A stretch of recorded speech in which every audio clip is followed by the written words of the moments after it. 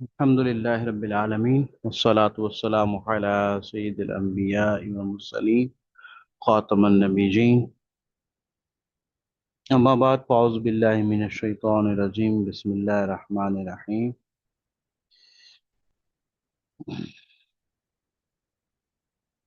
لأن العبادة فيها بمعنى التوحيد بقرينة عطف الصلاة والزكاة ولا تشترط في الوضوء والغسل ومسح الخفين وإزالة النجاسة الخفيفة عن الثوب والبدن والمكان والأواني للصحة۔ تو یہاں پر ہماری بات چل رہی تھی کہ بھئی نیت جو ہے وہ عبادات میں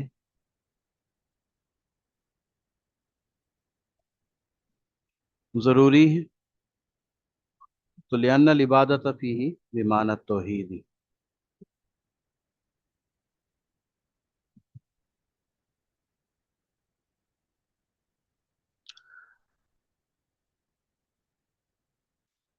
تو نیت جو ہے وہ عبادات میں اجماع کی وجہ سے یا آیت کی وجہ سے جو پیچھے ذکر کی تھی ہم نے پچھلے سبق میں، تو ان دلیلوں کی وجہ سے نیت جو عبادات میں شرط ہے۔ لأن العبادت فیہ بمعنی التوحید بقرینۃ عطف الصلاۃ،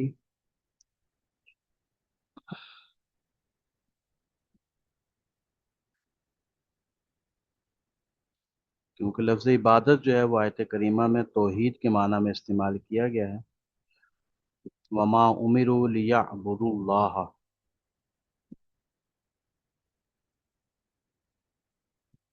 تو وہاں پہ جو عبادت کا لفظ ہے وہ توحید کے معنی میں استعمال کیا گیا ہے۔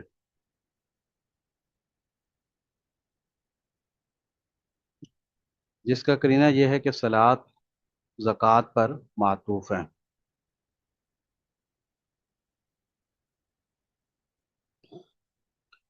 لہذا وضو، غسل، مسح خفین، کپڑے، بدن، مکان، برتن سے نجاست حقیقی کے ازالے کے صحیح ہونے کے واسطے نیت شرط نہیں ہے۔ تو یہ بات ہماری کل ہو چکی تھی۔ اس کے بعد ہم نے کہا کہ تیمم، فاما اشتراطهما فی التیمم فلدلالۃ آیتہ علیہ لأنہ القصد، واما غسل المیت فقالوا لا تشترط لصحۃ الصلاۃ علیہ وتحصیل طہارتہ وانما ہی شرط لاسقاط الفرض عن ذمۃ المکلفین، ویتفرع علیہ ان الغریق یغسل ثلاثا فی قول ابی یوسف وفی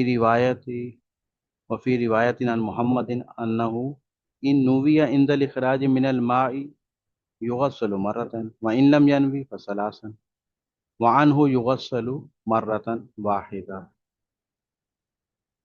تو تیمم کے بارے میں نیت اس لیے شرط قرار دی گئی ہے، بس اصل میں یہاں پر تو ایک سوال ہوتا ہے کہ آپ نے کہا تھا عبادات مقصودہ میں جو ہے وہ نیت شرط ہوتی ہے، تو تیمم تو عبادت غیر مقصود ہے، تو پھر اس میں نیت شرط کیوں قرار دی گئی ہے؟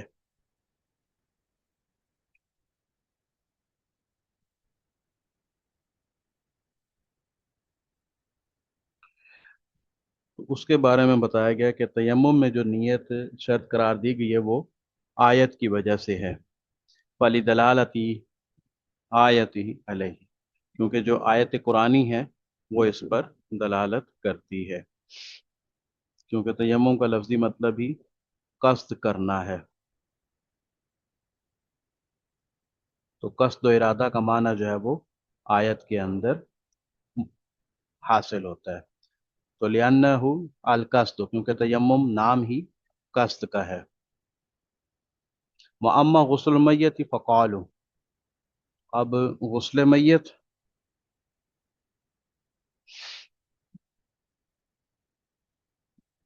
تو غسل میت کے بارے میں فقہا نے فرمایا کہ اس پر نماز کے صحیح ہونے، یعنی جنازے کی نماز پڑھنے اور طہارت حاصل ہونے کے لیے تو نیت شرط نہیں ہے۔ تو بات بڑی کلیئر کر کے بتا دی کہ بھئی جنازے کی نماز کے لیے اور طہارت جو حاصل کرنی ہے میت سے، اس کے لیے نیت شرط نہیں ہے۔ البتہ مکلفین کے ذمے سے جو فرض ساقط ہونا ہے، یعنی جو فرض کفایہ ہے اس کا غسل دینا مکلفین پر، یعنی کہ جو موجودین ہیں، تو البتہ مکلفین کے ذمے سے فرض کے ساقط ہو جانے کے لیے نیت شرط ہے. تو طہارت کے حصول کے لیے نیت شرط نہیں ہے. اسی طرح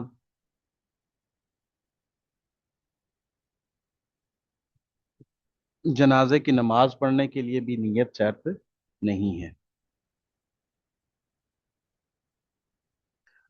تو یتفرع علیہ، اس پر مسئلہ متفرع ہوتا ہے. ان الغریق کا یغسل ثلاثا، کہ جو غریق ہے یعنی پانی میں ڈوب گیا ہے یا ڈوب کر مرا ہے، اس کو 3 مرتبہ غسل دیا جائے گا امام ابو یوسف رحمۃ اللہ تعالیٰ علیہ کے قول کے مطابق. اور امام محمد کی ایک روایت ہے کہ اگر اس کو پانی سے نکالتے وقت غسل کی نیت کر لی تھی تو 2 مرتبہ مزید غسل دیا جائے گا، اور اگر نیت نہیں کی تھی تو 3 مرتبہ. اور ان سے ایک روایت یہ بھی ہے کہ اس کو 1 مرتبہ غسل دیا جائے گا کما فی فتح القدیر، جیسا کہ فتح القدیر میں ہے.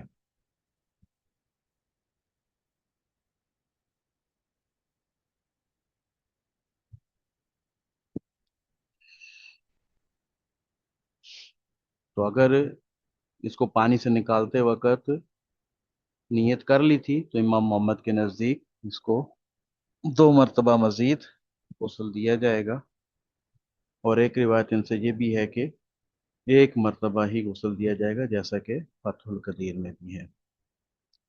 تو پہلے ہم نے یہ بات یہاں پر ذکر کی تھی کہ عبادات غیر مقصودہ کے بارے میں ایسی کوئی دلیل نہیں پائی جاتی کہ جس میں نیت جو ہے وہ شرط قرار دی جا سکے. تو نیت جو ہے وہ شرط نہیں ہے. عبادات غیر مقصودہ کے لیے کہہ لیں یا عبادات جو وسائل بنتی ہیں، وسائط بنتی ہیں، وسیلہ بننے والی یا واسطہ بننے والی. تو یہ بات ہم پہلے بیان کر چکے تھے. تو اس لیے یہاں بھی نیت شرط نہیں ہونی چاہیے تھی تیمم کی صورت میں.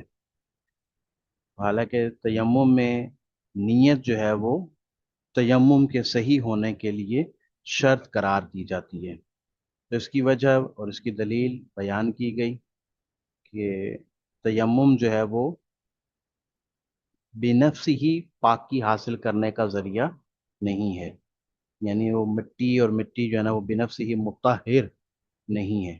اگر آپ مٹی سے طہارت کا کام لیتے ہیں تو پھر آپ کو اسپیشلی اس کے لیے نیت کرنی ہوگی. فَتَيَمَّمُوا صَعِيدًا طَيِّبًا، تو قرآن پاک کی جو آیت ہے تو اس میں لفظ تیمم جو پہلے امر کا صیغہ استعمال ہو رہا ہے فَتَيَمَّمُوا، تو یہاں سے مٹی سے تیمم حاصل کرنے کا ارادہ کرنے کی بات کی جا رہی ہے.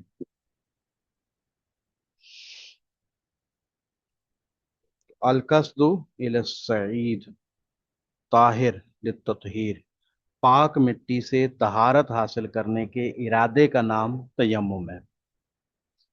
تو پاک مٹی کا قصد کرنا، ارادہ کرنا، یہی تیمم ہے. پھر بات کرتے ہیں غسل میت کے بارے میں کہ جب کسی کا انتقال ہو جائے اس کو غسل دینا جو ہے وہ فرض کفایہ ہے.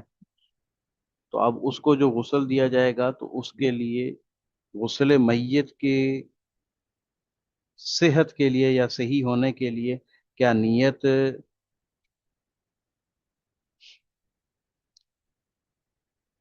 کرنا ضروری ہوگا؟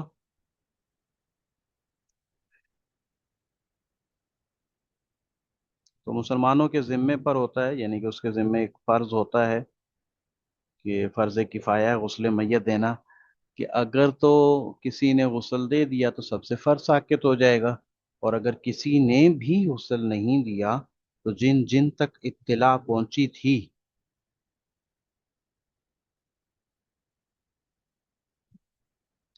جن جن تک اطلاع پہنچی تھی وہ سب گناہ گار ہوں گے. تو غسل میت کے لیے نیت شرط صحت ہے یا نہیں ہے؟ تو دونوں طرح کے اقوال ملتے ہیں. تو غسل میت کے لیے نیت جو ہے وہ شرط نہیں ہے. مردہ جو ہے وہ غسل کے لیے نیت نہیں کر سکتا۔ فتاوی قاضی خان میں دونوں قول نقل کیے گئے ہیں کہ غسل میت کے لیے نیت شرط ہے یا غسل میت کے لیے نیت شرط نہیں ہے۔ علامہ ابن حمام یعنی صاحب فتح القدیر نے یوں تطبیق دی ہے، مصنف علیہ رحمٰ نے یہاں نقل بھی کیا اس کو، میت کے پاک ہونے اور اس پر نماز کے صحیح ہونے کے لیے تو نیت شرط نہیں ہے، البتہ مکلفین کے ذمے جو کام سپرد کیا گیا، یعنی مکلفین کے ذمے جو غسل میت کا کام سپرد کیا گیا ہے اس کے لیے نیت شرط ہے۔ تو دو طرح کے امور ہو گئے، ایک تو یہ کہ طہارت حاصل کرنے کے لیے، تو نہیں بھائی طہارت حاصل کرنے کے لیے نیت شرط نہیں ہے۔ نماز جنازہ درست ہونے کے لیے کیا نیت شرط ہے غسل میت کے لیے؟ تو کہا نہیں، اس کے لیے بھی نہیں۔ تو پھر مکلفین کے ذمے جو غسل میت دینا ہے ان کے لیے ضروری ہے کہ وہ نیت کریں گے۔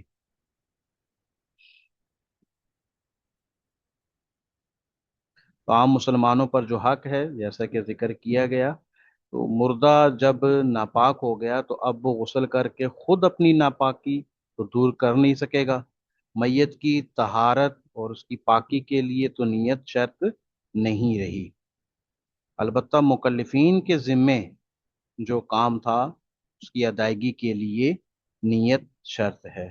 تو اگر کوئی بلا نیت کے غسل دے گا تو میت تو پاک ہو جائے گی، نماز جنازہ پڑھنا درست ہو جائے گا کیونکہ میت کی پاکی کے لیے نیت ضروری نہیں تھی، میت پاک ہو گئی۔ نماز جنازہ پڑھنے کے لیے نیت ضروری نہیں تھی، نماز جنازہ بھی پڑھنا درست ہو جائے گا، مگر مکلفین کے ذمے کی جو براعت تھی وہ حاصل نہیں ہوگی، یعنی یہ ترک فرض کے گناہ گار رہیں گے۔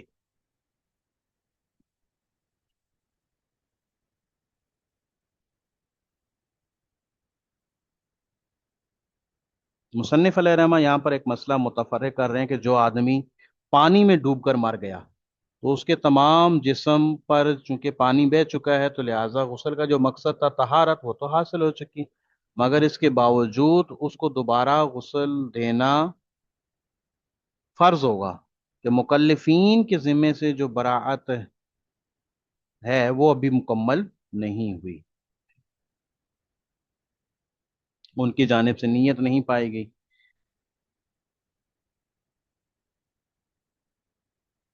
تو کتنی مرتبہ اس کو غسل دیا جائے گا تو اس بارے میں مختلف روایات ہیں۔ امام ابو یوسف کہتے ہیں کہ غریق کو یعنی جو ڈوبا ہے اس کو 3 مرتبہ غسل دیا جائے گا، پہلی مرتبہ بطور فرض کے دیا جائے گا، دوسری مرتبہ سنت کے لیے، اور تیسری مرتبہ کمال سنت کے لیے۔ امام محمد علیہ رحمہ کے نزدیک غریق کو پانی سے نکالتے وقت اگر غسل کی نیت کر لی گئی تھی تو فرض ادا ہو گیا، اب باقی رہ گیا سنت اور کمال سنت، تو اس کے لیے 2 مرتبہ غسل دیا جائے گا، اور اگر پانی سے نکالتے وقت نیت نہیں کی تھی غسل کی تو پھر 3 مرتبہ غسل دیا جائے گا۔ امام محمد رحمۃ اللہ تعالی سے ایک روایت یہ بھی ہے کہ اس کو صرف 1 مرتبہ غسل دیا جائے گا، یعنی بطور فرض کے۔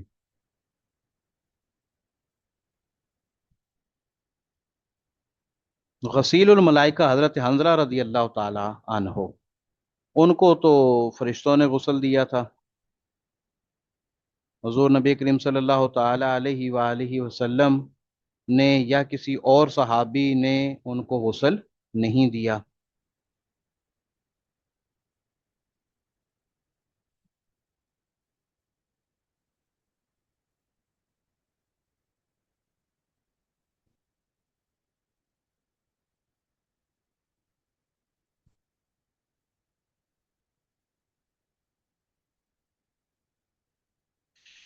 تو مکلفین کے ذمے جو غسل دینا اس وقت واجب تھا جبکہ کوئی غیر مکلف اس کو غسل نہ دے، اگر کسی غیر مکلف نے میت کو غسل دے دیا تو اب مکلفین پر غسل دینا واجب نہیں ہوگا۔ ذمی یا بچہ جو کہ غیر مکلف ہے میت کو غسل دے دے تو وہ غسل مکلفین کی طرف سے بھی کافی ہو جائے گا۔ تو حضرت حنظلہ رضی اللہ تعالیٰ عنہ کو جب ملائکہ نے غسل دے دیا تو اب مزید اس پر غسل نہیں ہوگا، مکلفین کے ذمہ جو تھا غسل وہ ساقط ہو گیا۔ اما فی العبادات کلیہا فہیا شرط لصحتها، شرط صحتها الا الاسلام فانه يصح بدونها بدلیل قولهم ان اسلام المکرہ صحیح ولا يكون مسلما بمجرد نیت الاسلام بخلاف الکفر کما سنبینہ فی بحث الطرق۔ اما الکفر فیشترط له النیۃ لقولهم ان کفر المکرہ غیر صحیح۔ اما قولهم انه اذا تکلم بکلمۃ الکفر حاضلا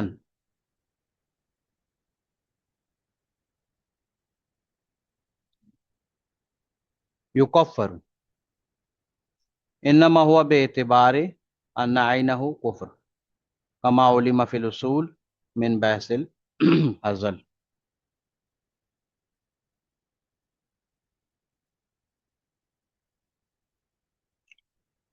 فلا تصح صلاۃ مطلقاً ولو صلاۃ الجنازہ الا بها فرضا او واجبا او سنتا او نفلا واذا نوى قطعها لا يخرج عنها الا بمناف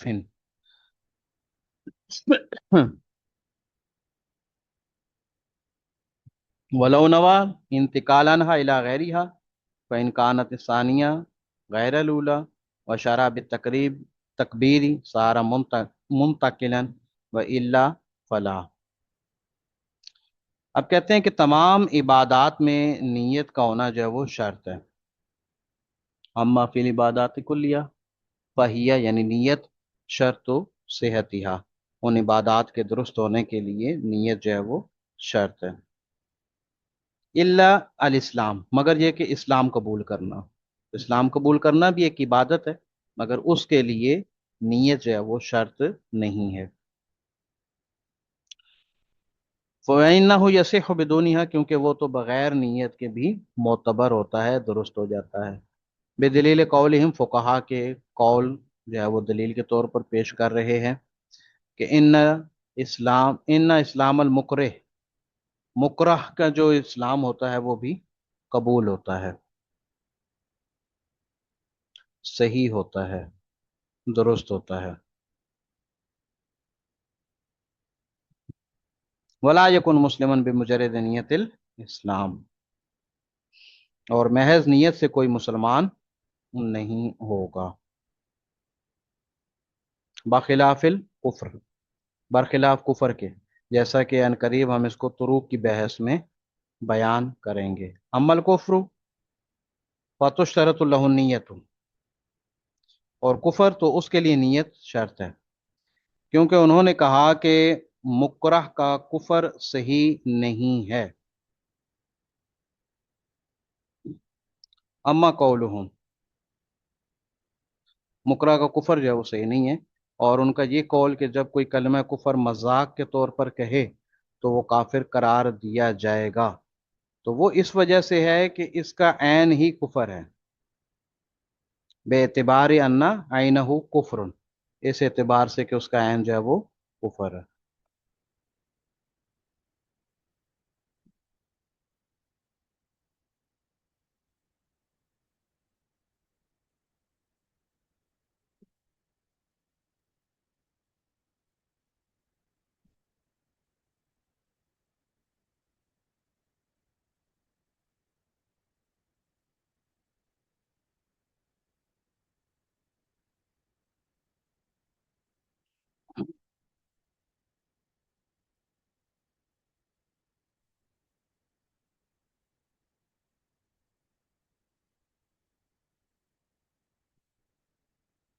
تو مکرہ کا اسلام جو ہے وہ درست ہے، لیکن کفر کے لیے جو ہے وہ نیت کا ہونا ضروری ہے، وہ بغیر نیت کے درست نہیں ہوتا۔ تو اب بات کر رہا تھا کہ کوئی مذاق کے طور پہ اگر کلمہ کفر کہتا ہے تو اس کا عین ہی کفر ہے، تو اس وجہ سے اس کی تکفیر کی جائے گی، کما علم فی الاصول، جیسا کہ قواعد یا اصول کی میں اس کو جانا گیا ہے، اصول کی کتابوں میں، ہزل کی بحثوں میں اس کو جانا گیا۔ فلا تصح صلاۃ مطلقاً، یعنی کوئی بھی نماز، خواہ نماز جنازہ ہو، بغیر نیت کے صحیح نہیں ہوگی، فرض ہو، واجب ہو، سنت ہو، نفل ہو۔ اور جب نماز ختم کرنے کی نیت کرے گا اس سے خارج نہیں ہوگا مگر کسی منافی عمل کے ذریعے۔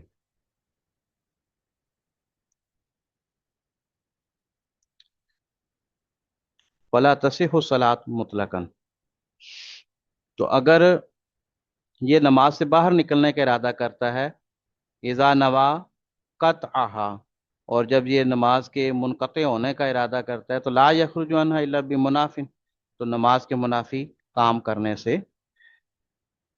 نماز سے خارج ہو جائے گا۔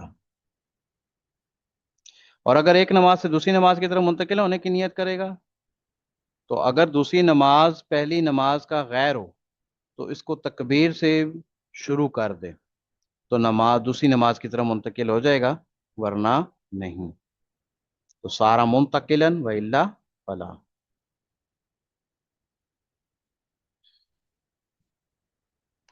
تو یہاں دیکھا جائے تو عبادات مقصودہ کے بارے میں نیت کو تفصیلاً بیان کیا گیا ہے۔ پہلے اجمالی طور پہ بتایا گیا تھا کہ تمام عبادات، اور عبادات کا جب لفظ بولا جاتا ہے تو عبادات مقصودہ کے لیے بولا جاتا ہے، کیونکہ عبادات غیر مقصودہ کو تو وسائل کہتے ہیں، جیسا کہ پہلے بھی بتایا تھا۔ تو عبادات میں یعنی عبادات مقصودہ میں نیت شرط ہے، سوائے اسلام کے۔ تو اسلام بھی ایک عبادت مقصودہ ہے مگر اس کے لیے نیت شرط نہیں ہے، بغیر نیت کے بھی وہ اسلام جو ہے وہ درست ہو جاتا ہے۔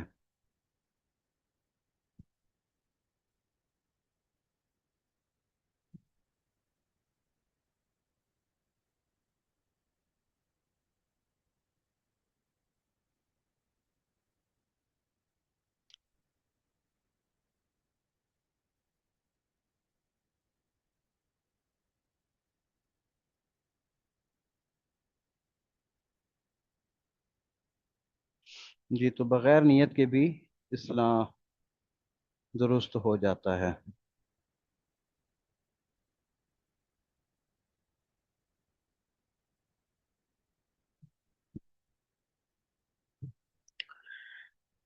دوبارہ آ جائیں گی سبق پر جی۔ تو عبادات جو ہے وہ کا لفظ جو ہے وہ عبادات مقصودہ پر بولا جاتا ہے، اور اس کے علاوہ جو ہے وہ وسائل یا وسائط ہوتے ہیں۔ اسلام کی بات کر رہے تھے تو اسلام جو ہے وہ بغیر نیت کے معتبر ہے۔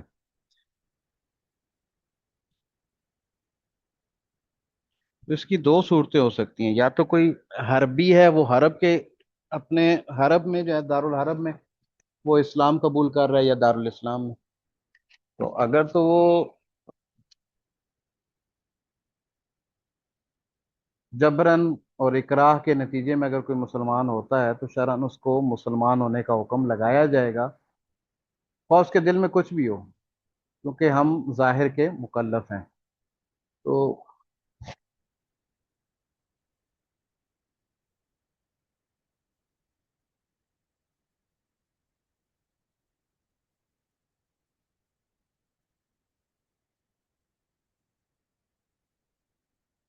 حضرت اسامہ رضی اللہ تعالیٰ عنہ نے جب وہ ایک شخص پر قابو پا لیا تھا تو اس کو باوجود اس کے کلمہ پڑھنے کے بھی یا اسلام کا اقرار کرنے کے بھی اس کو قتل کر دیا تھا۔ تو نبی پاک صلی اللہ تعالیٰ علیہ وآلہ وسلم تک جب یہ معاملہ پہنچا تو نبی علیہ الصلوۃ والسلام نے جلال فرمایا، ناراضگی کا اظہار کیا، اور فرمایا تھا کہ حل لا شککتا قلبہ، کیا تو نے اس کا دل چیر کے دیکھ لیا تھا؟ تو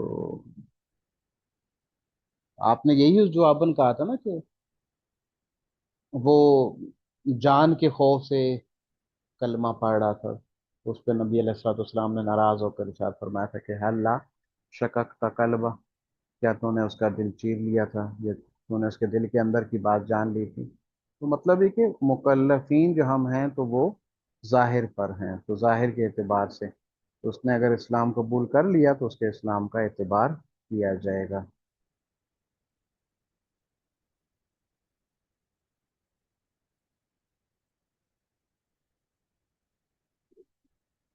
اگر مکرہ حربی کافر ہو تو اس کا اسلام معتبر ہوگا، اور اگر مکرہ ذمی کافر ہے تو اس کے اسلام کا اعتبار نہ ہو۔ قیاس تو یہ کہتا ہے، کیونکہ دارالحرب میں اکراہ تام اور مکمل طور پہ اکراہ ہو نہیں سکتا، کیونکہ دارالحرب ہے، اس کا اپنا علاقہ ہے، اس کی اپنی حکومت ہے، اس کے اپنے لوگ ہیں، اس کے اپنے بندے ہیں۔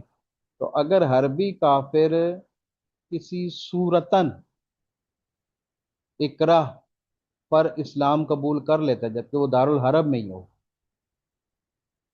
اس کے پاس اس اکراہ سے بچنے کی کئی صورتیں ہیں، جو پہلے بھی عرض کر دی ہے کہ حکومت اس کی، بندے اس کے، تو وہ کئی ہیلوں سے جو ہے وہ اس اکراہ سے بچ سکتا تھا، پھر بھی نہیں بچ رہا، اس کا مطلب کہ اس کے دل کے اندر ایمان ہے، اس لیے اس کا ایمان جو ہے وہاں پر معتبر ہونا چاہیے۔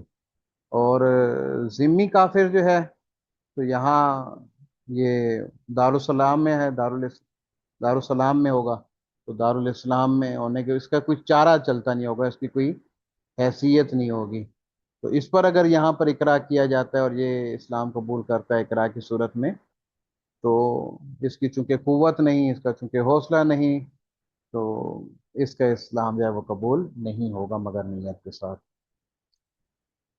تو یہ قیاس کہتا تھا، تو استحسان نے یہ کہہ دیا کہ اسلام کے لیے کوئی نیت کی ضرورت نہیں ہے۔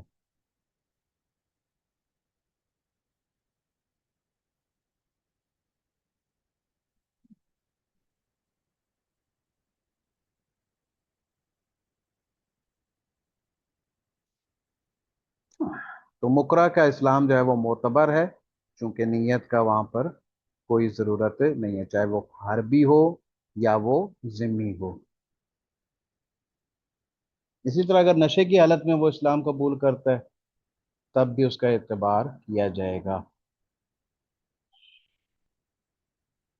لا یکون مسلما بمجرد نیت الاسلام، جو ایک مستقل یہاں پر ایک مسئلہ بیان کیا جا رہا ہے وہ یہ کہ اگر کوئی شخص صرف نیت سے مسلمان ہو جائے گا کہ نہیں ہوگا، تو اس طرح محض نیت کرنے سے کفر کا حکم ہوگا یا نہیں ہوگا؟ تو آدمی محض نیت سے مسلمان شمار نہیں ہوگا جب تک کہ وہ کلمے کا اقرار نہ کر لے۔ البتہ صرف نیت کر لینے سے کافر ہو جائے گا، تو یہاں صرف نیت ہی بیان کیا گیا ہے، اس کی مزید تفصیل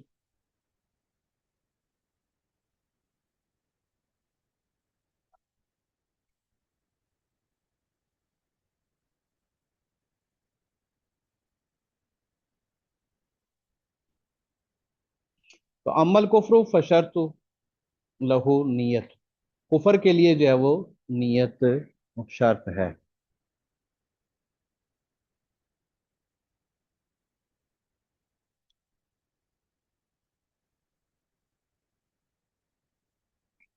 عمل کفر فیشترط لہو نیت لقولہ، تو کفر کے لیے جو ہے وہ نیت شرط ہوگی۔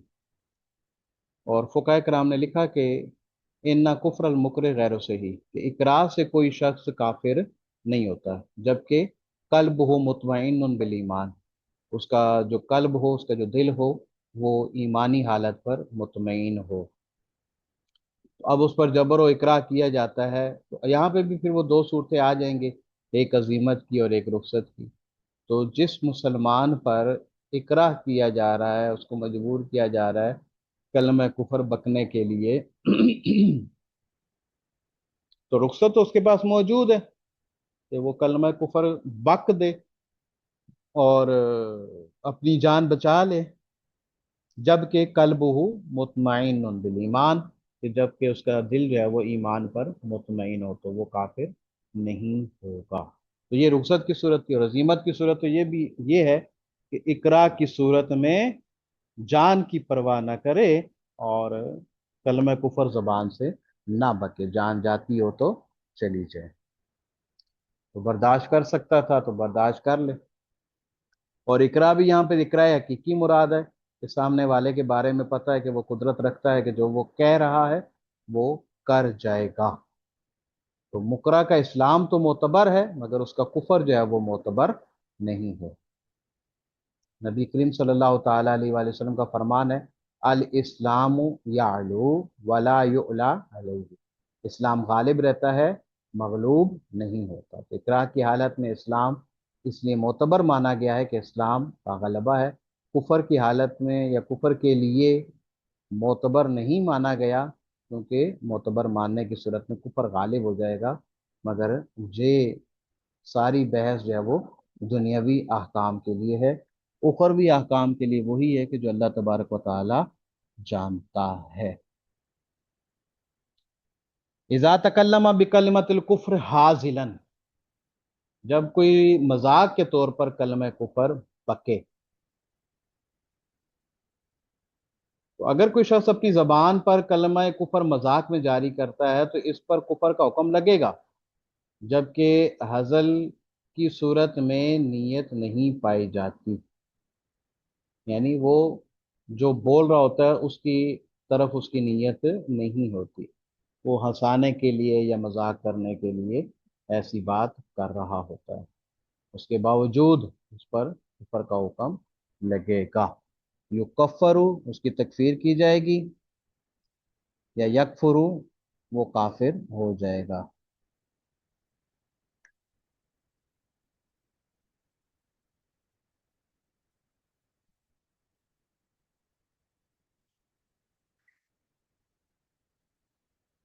تو یہ فعل ایسا ہے کہ اس کا عین ہی کفر ہے، مطلب یہ کہ بعض گناہ ایسے ہوتے ہیں کہ اس کے ارتکاب کی صورت میں شریعت نے یہ حکم لگایا ہے کہ یہ شخص کے اندر دل میں تصدیق موجود ہے، ایمان کی حقیقت موجود ہے، تو اس کا جو دل ہے وہ ایمان کی حقیقت اس میں بالفعل موجود ہے، مقر بھی ہے اس کا، تو اس کا لحاظ رکھا جاتا ہے۔ لیکن بعض افعال ایسے ہوتے ہیں جو کفر پر دلالت کرتے ہیں، تو پھر بھلے سے اس کا ظاہر جو ہے وہ اسلام والا ہو، باشرہ ہو، اس کا اعتبار نہیں کیا جاتا۔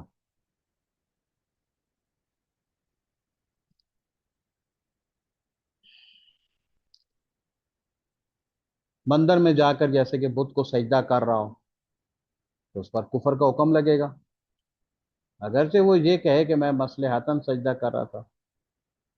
کوئی مسلمان قرآن کریم کی بے حرمتی کر جائے، نعوذ باللہ من ذالک، گندگی کی جگہ پر ڈال دے، تو اس کو کافر قرار دیا جائے گا، اگرچہ وہ یہ دعویٰ کرتا رہے کہ میں مسلمان ہوں، پکا مسلمان ہوں، کیونکہ کفر نیت سے متحقق ہوتا ہے۔ مگر یہ ایسے گناہ ہیں کہ ان کے عین کو یعنی کہ فعل کو ہی کفر قرار دیا گیا ہے۔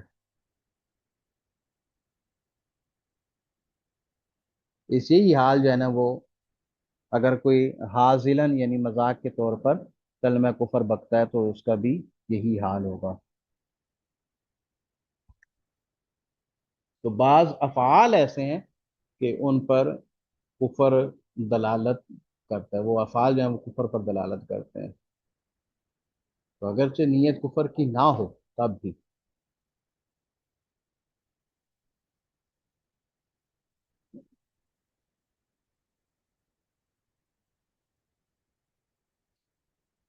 آب اللہ، قرآن پاک میں جو ارشاد فرمایا گیا کہ آب اللہ و آیات ہی و رسول ہی کنتم تستہزئون لا تعتذروا قد کفرتم بعد ایمانکم۔ تو آیت میں منافقین کو جو کافر کہا گیا ہے تو وہ استہزاء اور ہزل ہی کی وجہ سے تو کہا گیا ہے کہ اللہ کا مذاق اڑاتے ہو، اللہ کی آیتوں کا مذاق اڑاتے ہو، رسول کا مذاق اڑاتے ہو، اب عذر پیش نہ کرو، تم ایمان لانے کے بعد کافر ہو چکے۔ تو کلمہ کفر ہزل کے طور پر، استہزاء کے طور پر موجب کفر ہوتا ہے۔ فلا تصح الصلاۃ مطلقہ، تو نماز جو ہے وہ نہیں ہوگی مطلقاً، چاہے وہ نماز جنازہ ہی کیوں نہ ہو۔ البتہ اسلام کی جو صورت ہے وہ اس سے مستثنا ہے۔ وَإِذَا نَوَى قَطْعَهَا، اگر ایک شخص نماز پڑھ رہا ہے اور دوران نماز وہ نماز کے قطع کرنے کا، نماز توڑنے کا ارادہ کرتا ہے، تو اس کی محض نیت سے وہ نماز سے خارج ہو جائے گا؟ فرماتے ہیں کہ محض نیت سے وہ نماز سے خارج نہ ہوگا، بلکہ یہ ضروری ہے کہ وہ کسی ایسے عمل کو انجام دے جو نماز کے منافی ہو، قبلے سے پھر جائے، کلام وغیرہ کرنا شروع کر دے، چلنا شروع کر دے، کھانا شروع کر دے، اس طرح کی بات کہ جو منافی صلاۃ کام ہے ان میں سے کوئی کام کرو۔ ولو نول انتقالا، اگر وہ ایک نماز سے دوسری نماز کی طرف پھرنے کا ارادہ کرتا ہے، منتقل ہونے کا ارادہ کرتا ہے، تو نیت کر لے۔ مثلا نماز اثر پڑھ رہا ہے، درمیان میں خیال آیا کہ ابھی زور نہیں پڑی، لہٰذا اس کی طرف منتقل ہونا چاہتا ہے، یا یہ کہ اثر ہی کی نماز کو وہ دوبارہ پڑھنا چاہتا ہے، تو دو شرطیں ہوں پائی جاتی ہوں تو ٹھیک ہے، ایسا کرنے سے دوسری نماز کی طرف منتقل ہو جائے گا۔ نمبر ایک تو یہ کہ جو دوسری نماز ہے وہ پہلی نماز کے علاوہ کوئی نماز ہو، یعنی جس نماز کی طرف منتقل ہونے کا ارادہ ہے وہ اس نماز کے علاوہ ہو کہ جس کے جو پڑھ رہا ہے، جس کو ادا کر رہا ہے۔ فضاد کے اعتبار سے ہو، مثلا پہلی فرض ہے دوسری نفل ہو جائے، یا اس کے برعکس ہو جائے، یا صفت کے اعتبار سے ہو، جیسا کہ پہلی جو ہے وہ منفرد نماز شروع کر دی تھی، جماعت کے ساتھ پڑھنا چاہتا ہے، مقتدی بن کے پڑھنا چاہتا ہے، یا اس کے برعکس ہو جائے۔ اور دوسری شرط یہ جاننی چاہیے کہ اللہ اکبر کہہ کر یہ دوسری نماز کی طرف منتقل ہوگا۔ تو دونوں شرطیں پائی جانا ضروری ہیں، اگر ایک بھی شرط پائی نہیں جائے گی تو یہ نماز کو نئے سرے سے تو پڑھ سکے گا، لیکن ایک ہی نماز پڑھتے پڑھتے دوسری نماز کی طرف منتقل نہیں ہو سکے گا۔